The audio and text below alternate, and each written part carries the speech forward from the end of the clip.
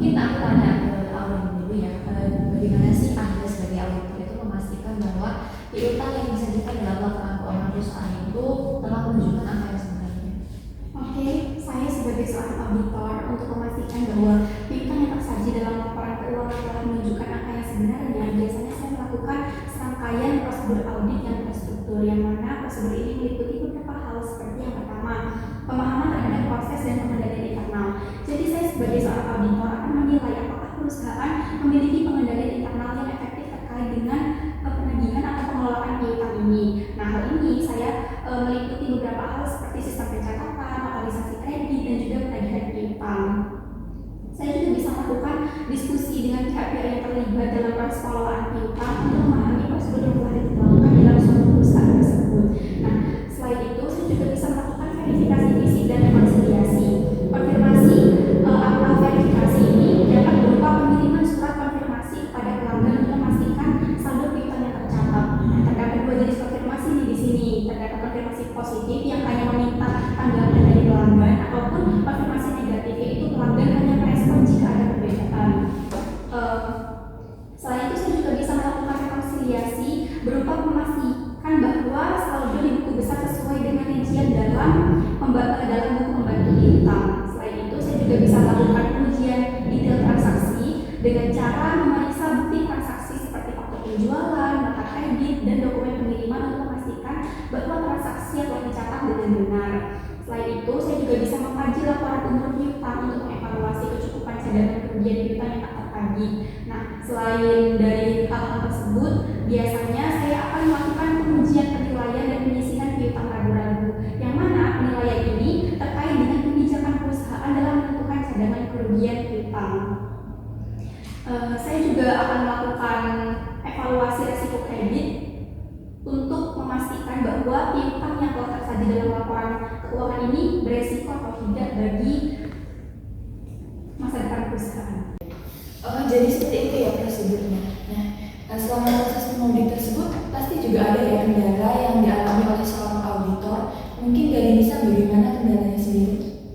Kalau saya sih kendalanya biasanya dari dokumentasi yang tidak lengkap ya, dokumentasi terkait piutang yang tidak lengkap atau tidak akurat. Nah, ini bisa menyebabkan memverifikasi saldo piutangnya itu sulit gitu. Terus kendala lain yaitu penumpukan piutang yang tak tertagih. Nah, ini biasanya disebabkan karena proses penagihan yang lemah gitu. Kemudian transaksi yang kompleks. Nah, ini adanya transaksi kompleks ini menyebabkan auditor itu perlu memahami berbagai macam jenis transaksi gitu. Kemudian juga auditor ini perlu memahami kebijakan perusahaan gitu, tentang penjualan dan juga pemungutan piutangnya. Nah, kemudian kendala yang terakhir mungkin ini karena sistem akuntansi dan informasinya itu nggak memadai gitu. Nah, ini bisa menyebabkan data piutangnya itu tidak akurat. Nah, kita kan udah tahu nih dari sudut pandangnya Auliel sama Nisa selaku auditor dalam proses pengauditan piutang nih. Nah, sekarang aku mau nanya nih sama sudut pandangnya Nisa mengenai laporan perusahaan yang mana perusahaan itu menyatakan nominal piutangnya itu tidak sesuai dengan keadaan realnya. Nah, gimana nih pendapatnya? Saya sebagai auditor itu langkah pertama yang saya ambil itu dengan membandingkan antara jumlah piutang yang tercatat dalam laporan keuangan tersebut dengan catatan piutang yang ada pada perusahaan seperti faktur, memo, kredit, dan catatan penagihan piutang mereka. Nah, selanjutnya dengan begitu saya bisa mengidentifikasi adanya transaksi tidak biasa atau mencurigakan dengan menggunakan teknik audit seperti pengujian sampel, analisis tren, dan pemeriksaan lebih rinci. Nah, selanjutnya setelah teridentifikasi, saya akan membuat laporan audit dengan mendokumentasikan adanya perbedaan antara jumlah piutang yang tercatat dalam laporan keuangan dengan jumlah piutang yang sebenarnya.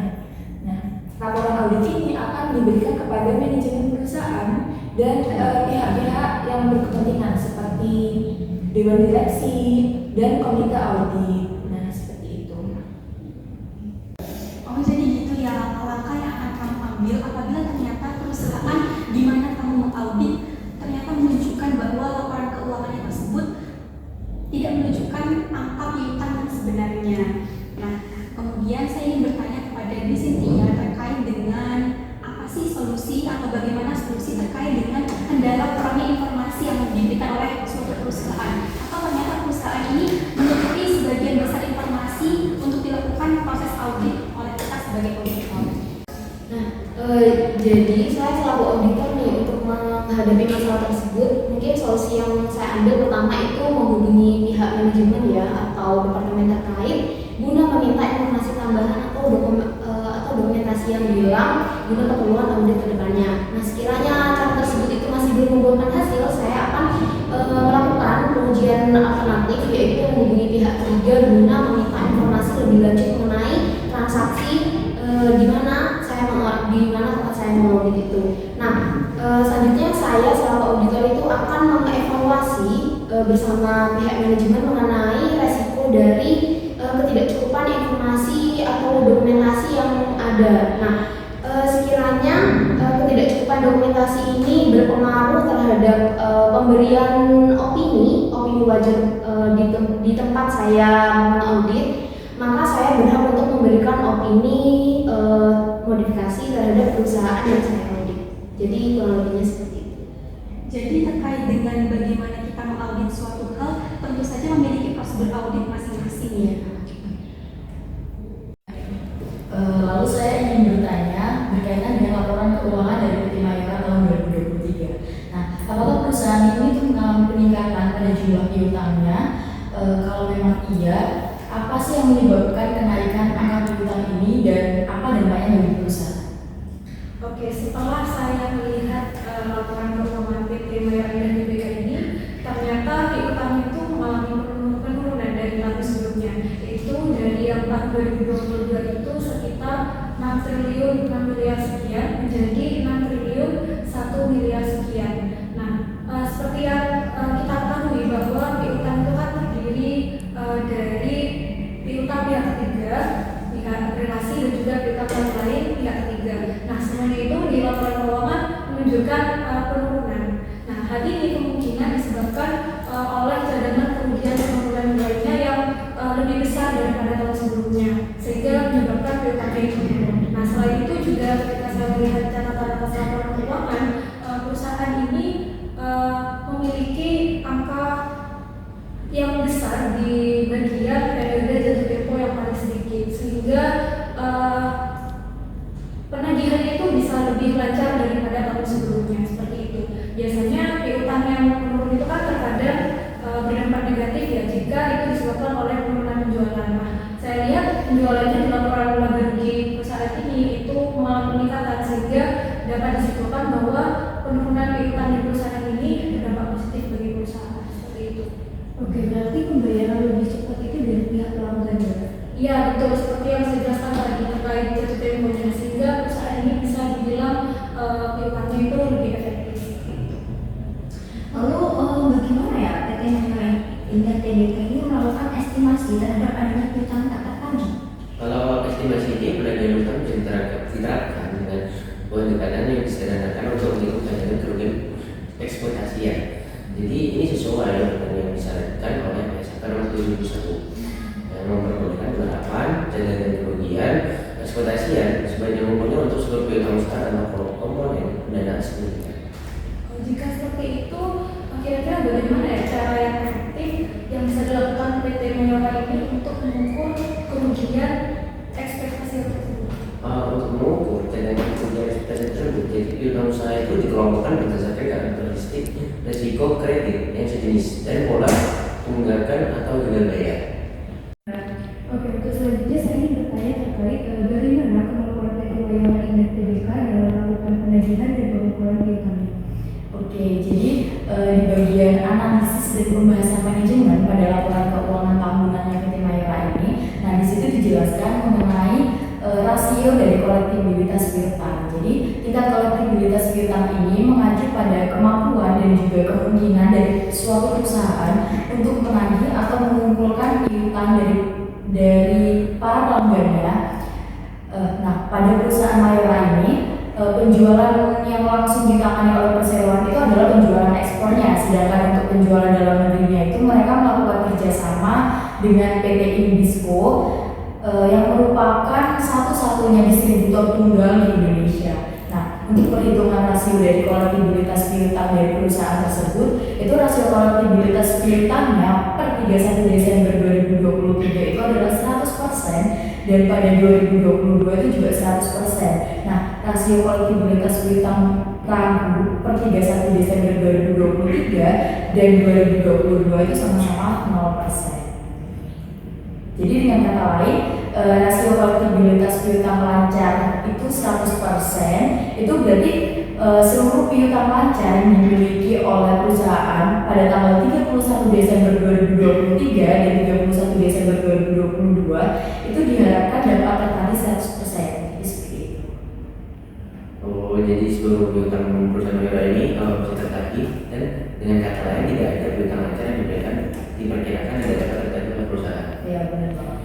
Lalu bagaimana penilaian auditor ini terhadap piutang PT Mayora pada laporan keuangannya? Jadi berdasarkan kajian piutang di laporan keuangan PT Mayora Tbk itu sudah sesuai ya dengan bagus juga, dan untuk piutangnya sendiri itu bisa dibilang tuh masih wajar dan tidak ada risiko yang signifikan atas piutang yang tidak tertagih. Dan berdasarkan dari evaluasi terhadap kolektibilitas tadi yang sudah disampaikan rekan-rekan, di sini kalau standar piutang dan kerugian penyelenggaraan itu sudah memadai untuk menutup kemungkinan kerugian dari tidak tertagihnya piutang besar tersebut. Seperti itu. Oh, kalau kayak gitu, apakah ada kemungkinan dari piutang PT Mayora ini yang dijaminkan kepada pihak bank? Karena tadi udah dibilang masih dinilai masih wajar ya, jadi kami sebagai auditor itu tidak terdapat piutang usaha yang dijaminkan cukup aman.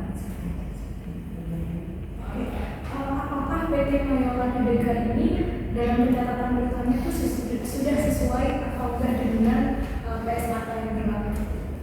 Ya, dalam PT Mayora Tbk ini dalam pencatatan piutangnya seperti tadi sudah disebutkan bahwa sudah mengadopsi peraturan PSAK yaitu PSAK nomor 71 yang memperbolehkan penerapan cadangan kerugian ekspektasi dan kerugian sepanjang tahunnya untuk seluruh piutang usaha tanpa pengeluaran dana signifikan. Untuk mengukur cadangan kerugian ekspektasi ini, piutang usaha itu biasanya dilakukan berdasarkan karakteristiknya seperti risiko kredit yang sejenis dan keluar tuntutan atau berlebihan. Lalu bagaimana auditor itu bisa memastikan bahwa kalau pencatatannya itu sudah sesuai dan dokumen apa yang diperlukan untuk bisa memverifikasinya seperti itu? Oke, saya sebagai auditor dapat memastikan bahwa pencatatan piutang pada PT Mayora sudah sesuai PSAK dengan mencari bukti dari laporan posisi keuangan serta bukti-bukti transaksi yang terkait dengan piutang perusahaan.